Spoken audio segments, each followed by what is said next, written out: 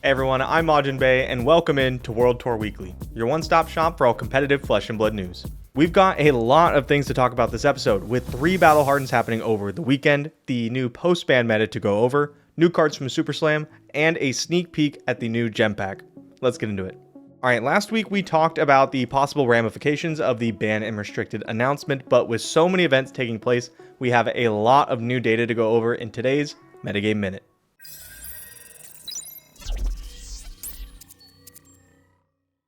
Obviously, after the bans, we expected both Gravy and Slippy to fall a bit in meta representation and Florian to pick up some meta share.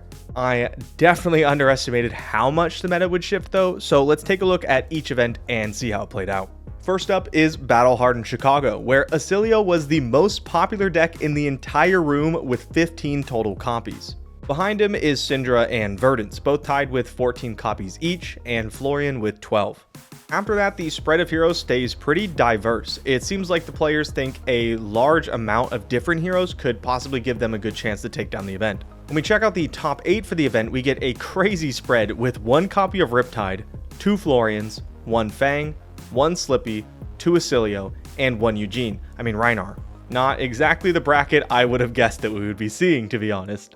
Shifting over to Manila's breakdown, we get an entirely different spread. Dash.io is the most represented deck in the room, with Syndra, Gravy, and Ira all tied behind her. KO makes up a significant portion of players as well, which is something we haven't seen in a while. Their top 8 also looks nothing like Chicago's, with 1 Kano, 1 Dash.io, 2 Florians, 1 Arachne Marionette, 1 Kasai, 1 Syndra, and 1 Victor. Munich's breakdown has Acilio once again as the most played hero, followed closely by Florian, Gravy Bones, and Fang. This is also the only event of the weekend where Syndra wasn't the second most popular. Their top 8 consisted of 3 copies of Florian, 2 Acilio, 1 Gravy Bones, 1 Syndra, and 1 Dash.io. Now, that's a lot of data I just threw at you, so let's zoom out a little bit and talk about what we can take away from it. The first and possibly the most obvious thing that I noticed is that players seem really high on Acilio right now. The Lightning Wizard put quite a few copies into the top 8 brackets, but wasn't actually able to take any of them down. Acilio has been doing pretty well, honestly, over the last few months. I feel like just gaining more and more meta share every single week. Speaking of gaining meta share, Florian has come back big time. He was rarely played before the ban and restricted, and then this weekend he put at least 2 copies in every single top 8. Germinate is obviously a very powerful card, but I don't feel like it's so powerful to warrant this large difference in performance. I have to imagine that his rising up has just as much to do with Gravy Bones losing meta share as it does with him getting back his marquee card. I generally expected Verdance to do a pretty good job keeping Florian down, but from what I heard at the actual events, Verdances were getting crushed in the matchup.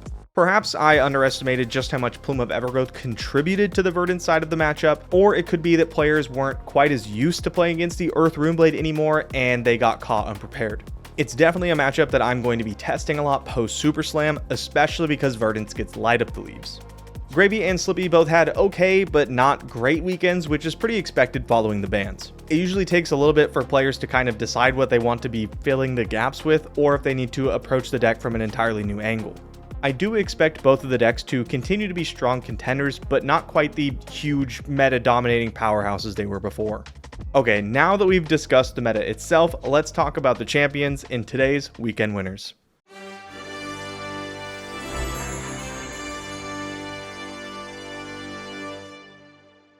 All 3 of the top decks that won their respective Battle Hardens were not really considered top decks recently, so it was very exciting to see them all do well. Starting once again with the Chicago Battle Hardened, Brody Spurlock took Fang to a first place finish, beating an Acilio in the finals.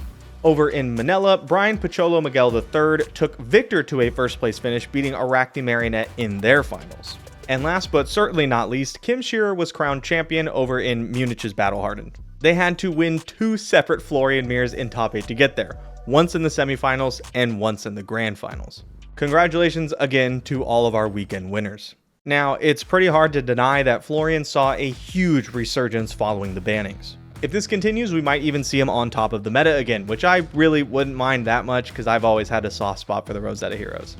Fang and Victor's wins also make me think that we could be shifting towards a more value-centric meta now that Gravy Bones isn't the top dog.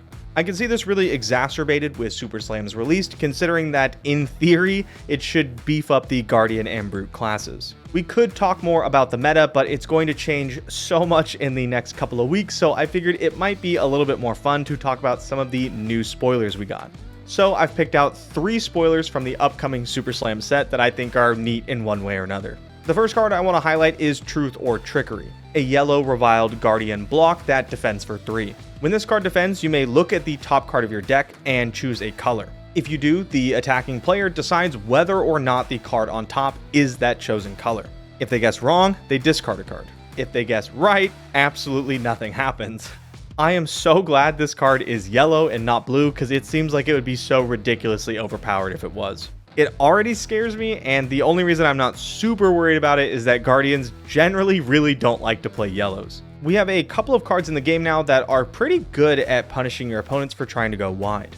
Things like Face Purgatory, Stalagmite, and Test of Iron Grip. Truth or Trickery seems like another card in that vein, but maybe a little bit less immediately competitively viable. Speaking of competitively viable, we don't know exactly what the revered heroes are going to play like just yet, but Escalate Order seems like a house. This red 2-cost attack action defends for 3, which is already on rate. However, if you control a toughness token with this attacks, then it creates 3 more. This means that you effectively gain 9 value from your 2-cost attack. All those toughness tokens that you generate would make it absolutely trivial to block out any on-hit attacks that your opponent would have on the following turn too. This card seems a little bit more geared towards Tough Nut than it does Pleiades, considering what we've seen so far, but who knows, this card is a ton of value, so she might be interested in it as well. The last card I wanted to highlight is going to absolutely ruin some people's day before they get a little bit more used to playing with it, and that's Leave Them Hanging. It's a 3-cost, 3-block Reviled Guardian instant aura that has Suspense. When it enters the field, intimidate target hero. When it leaves the arena, your next attack gains +4 power. Now, this is a cool card, and it doesn't seem that ridiculous until you realize that Lyeth can play it during their opponent's turn, intimidating them on their own turn.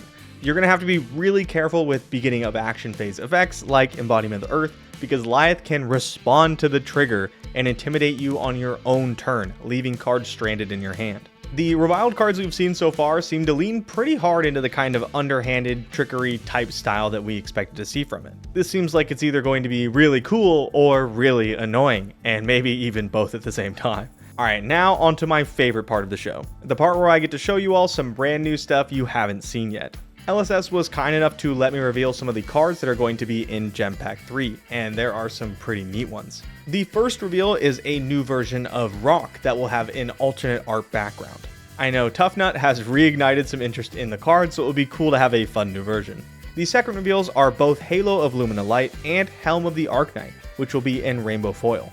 Next up is a fantastic alternate art Rainbow Foil version of Savage Sash. And finally, Fast and Furious, also alternate art Rainbow Foil. Now, these cards are obviously really cool, but they also let slip that these aren't even the real bombs in the set, which is even more exciting. Speaking of exciting, this weekend is the Montreal World Premiere for Super Slam, so make sure you tune in to see all the new and exciting cards. We will be getting a bunch of spoilers from here all the way up to the World Premiere, so keep an eye out for those as well. That's all I got for this episode. I'm Majiin. Thank you so much for watching, and I'll see you next time on World Tour Weekly.